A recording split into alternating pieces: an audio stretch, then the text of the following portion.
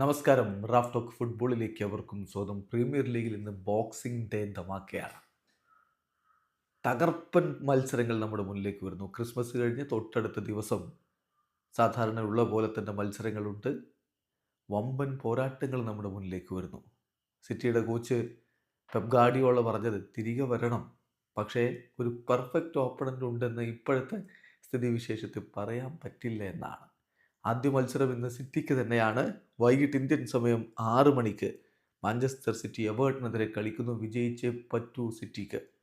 പക്ഷേ അതത്ര എളുപ്പമാവില്ല എന്നുള്ളത് കഴിഞ്ഞ കുറച്ച് മത്സരങ്ങളിലെ അനുഭവം പെപ്പിനെയും സംഘത്തെയും നന്നായി പഠിപ്പിച്ചിട്ടുമുണ്ട്.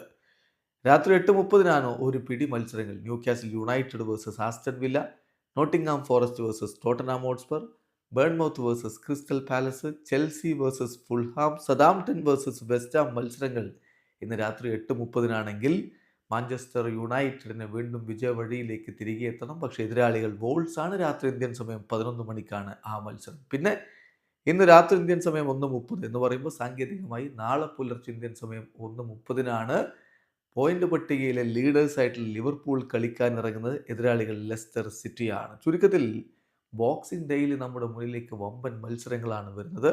നിലവിൽ 16 കളികളിൽ നിന്ന് 39 പോയിന്റുമായിട്ട് ലിവർപൂൾ ഒന്നാം സ്ഥാനത്തും, 17 കളികളിൽ നിന്ന് 35 പോയിന്റുള്ള ചെൽസി രണ്ടാമതും, അത്രയും കളികളിൽ നിന്ന് 33 പോയിന്റുമായിട്ട് ആഴ്സണൽ മൂന്നാം സ്ഥാനത്തുമുണ്ട്. നിലവിലെ ചാമ്പ്യന്മാരുടെ അവസ്ഥ നോക്കുക, പരിതാപകരമാണ്.